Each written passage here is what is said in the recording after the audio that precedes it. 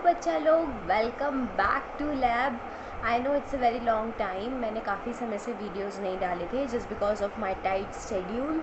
सो अब हम पढ़ने वाले हैं फाइनली एरिथ्रोसाइट्स के बारे में। लास्ट हमने वीडियो देखा था प्लाज्मा मेम्ब्रेन के प्लाज्मा के बारे में। प्लाज्मा का कंपोजिशन देखा था हमने। ब्लड स्टार्ट कर दिया था जिसमें मैंने बताया था आपको कि सर्कुलेटरी सिस्टम में सबसे पहले हम ब्लड में जो सेल्स प्रेजेंट होती है उसके बारे में हम पढ़ेंगे। Alright, so now we are going to start the erythrocytes. Erythrocytes मतलब क्या? Red blood cells. ये डिवाइड नहीं हो सकती, इनके पास खुद का न्यूक्लियस नहीं होता है और इनमें हीमोग्लोबिन होता है और आयरन होता है फेरस फॉर्म में। चलिए इसके बारे में हम बात करते हैं। Most abundant on an average has 5 to 5.5 million. ये हमेशा जो हमारी बॉडी में है, अगर हम बात करें तो ये 5 to 5.5 मिलियन पाई जाती हैं। ठीक है, तो इनका जो शेप और स्ट्रक्चर है most commonly in the mammals की कैटेगरी में ही हम आते हैं। मैं बहुत बार बता चुकी हूँ कि हमारा जो बोलना चाहिए कैटेगराइजेशन है वो मैमल्स के इसमें रखा गया है just because of the presence of the memory gland. Okay, तो इसमें लिखा हुआ है कि हम में जो होती है वो बाइकॉन्केव शेप की होती है और विदाउट न्यूक्लियस, जैसा कि मैंने आपको बताया।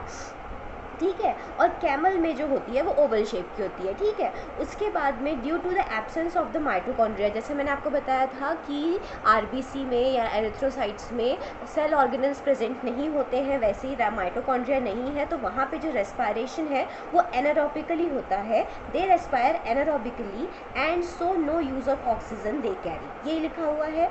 आरबीसी कंटेन्स एंजाइम, इसका मैं आगे आपको बताऊंगी कि इस एंजाइम का यूज़ क्या होता है। अभी आपको इतना याद रखना है कि आरबीसी एक एंजाइम को कंटेन करता है जो कि है कार्बोनिक एनहाइड्रेस। ठीक है, क्या नाम है? Carbonic anhydrase, which helps a role in the carbon dioxide transportation. ये कार्बन डाइऑक्साइड के ट्रांसपोर्टेशन में हेल्प करता है। कौन सा एंजाइम? Carbonic anhydrase. जो आरबीसी है वो एनारोबिकली रेस्पायर करती है due to the absence of the oxygen, क्योंकि इसमें माइटोकॉन्ड्रिया नहीं है और कोई सेल ऑर्गेनल नहीं है। इसका जो शेप है वो बाइकॉन्केव होता है, किसमें? मैमल्स में। और जो है एक एक्सेप्शन हम बोल सकते हैं कि कैमल में जो है वो ओवल शेप्ड है। ठीक है, और उसके बाद में इसका हमने पढ़ा कि अमाउंट 5 to 5.5 मिलियन हो सकता है। ओके, सो ये एक क्विक रिवीजन हो गया। अब हम देखेंगे फॉर्मेशन। यहाँ पे फॉर्मेशन मीन्स पोइसिस। ठीक है, एरिथ्रोपोइसिस अगर मैं बोल रही हूँ तो एरिथ्रो मतलब किसका फॉर्मेशन? आरबीसी का formation.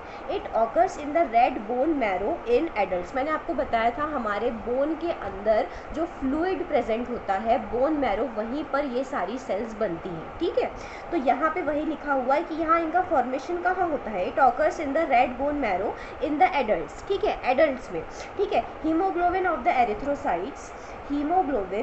Erythrocytes play a role in the transport of the respiratory gases. मैंने आपको ये चीज़ क्लियरली बता दूं कि जो आरबीसी है ना वो एक्चुअली रिक्शा है। इसको कैसे कंसिडर करो आप? रिक्शा है। इसका काम क्या है? O2 को बैठालना, CO2 को बैठालना और यहाँ से वहाँ घुमाते रहना। ठीक है, और यहाँ वहाँ छोड़ देना, वहाँ छोड़ देना। ये टिश्यू को ज़रूरत है तो उसको दे दिया, वो पर्टिकुलर पार्ट को ज़रूरत है तो उसको दे दिया। ये काम है इसका सिर्फ ये काम है ट्रांसपोर्टेशन का। किसका? गैसेस का। और गैसेस को आप लोग समझ लो, CO2 एक इंसान का नाम है, एक इंसान का नाम O2 है, तो ये रिक्शे की तरह बिहेव करती है। ठीक है, क्या? आपकी आरबीसी, आपकी एरिथ्रोसाइट, जो कि ट्रांसपोर्ट करती है क्या? Respiratory gases CO2 and O2। इसके अंदर क्या होता है? हीमोग्लोबिन और आयरन होता है फेरस फॉर्म में।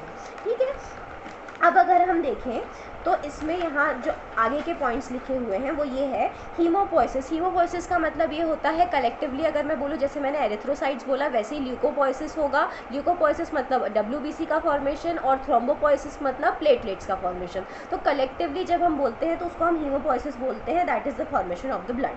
ठीक है, मेल में जो है 15 to 16 ग्राम डेसीलीटर और फीमेल में 11 to 14 ग्राम डेसीलीटर होगा। ठीक है, अब हम थोड़ा सा डिसीज़ के बारे में जो कि पूछ सकते क्वेश्चन आ सकता है ये हम देख लेते हैं। Anaemia refers to the abnormally low haemoglobin concentration of the, या फिर आप आरबीसी देखो क्या है यहाँ पर ये बताना चाह रहा है कि एनीमिया कब होता है? जब आपका बहुत ज़्यादा लो कॉन्सेंट्रेशन हो जाता है। हीमोग्लोबिन किस में प्रेजेंट है? आरबीसी में प्रेजेंट है, यानी कि concentration that means the quantity जो है आपकी आरबीसी की वो कम हो जाती है, जिसकी वजह से आपको एनीमिया होता है। ठीक है, उसके बाद में the most common type is the iron deficiency anaemia.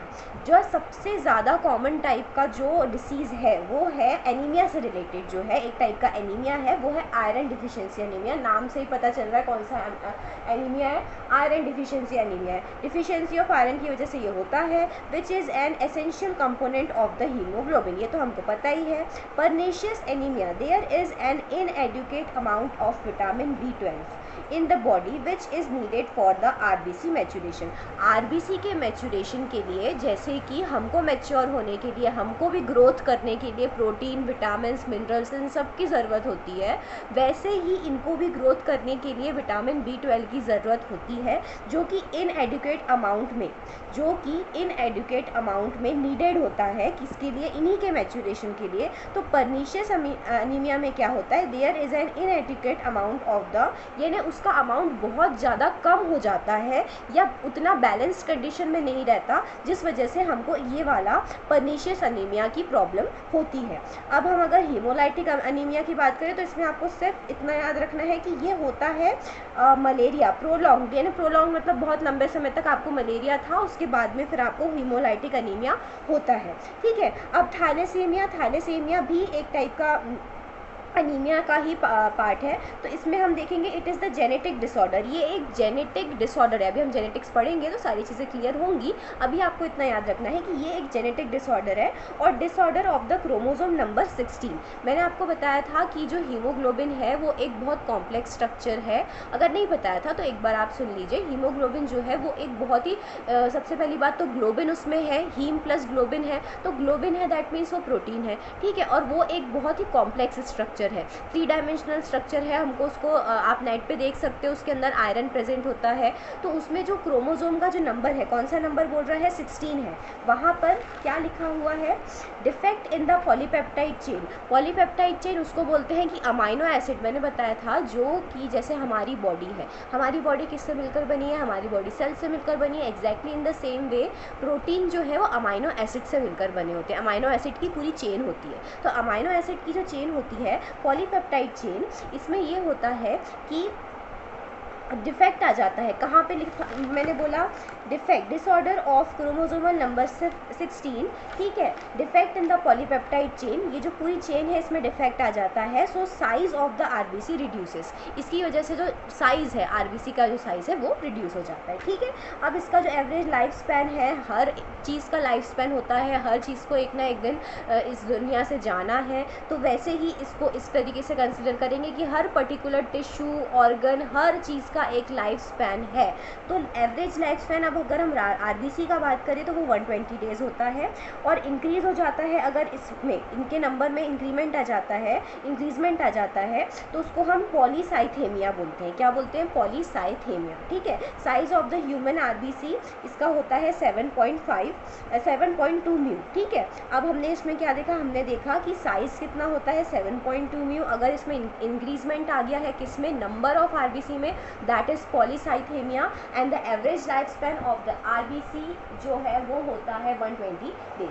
ठीक है। उसके बाद में if we talk about the disorders में हमने देखा pernicious anaemia, haemolytic anaemia, thalassaemia जो है वो डिसऑर्डर है क्रोमोसोमल नंबर 16 का, जेनेटिक डिसऑर्डर है एक तरीके का, जिसमें डिफेक्ट हो जाता है पॉलीपेप्टाइड चेन में और आरबीसी का जो साइज़ है वो छोटा हो जाता है। और हमने ये देखा कि जो एनीमिया है, एनीमिया में एबनॉर्मली काफ़ी लो कॉन्सेंट्रेशन, यानी ऑब्वियसली आपकी आरबीसी का कॉन्सेंट्रेशन, हीमोग्लोबिन का कॉन्सेंट्रेशन कम हो जाता है, जिसकी वजह से आपको एनीमिया होता है।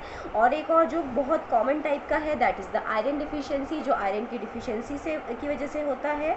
और मैंने आपको बताया आरबीसी के मैच्योर होने के लिए विटामिन B12 की बहुत ज़्यादा ज़रूरत होती है, तो इसीलिए हमें बहुत ज़्यादा प्रोटीन कंज्यूम करना चाहिए और ऐसी चीज़ें खाना चाहिए जिसमें विटामिन B12 हो।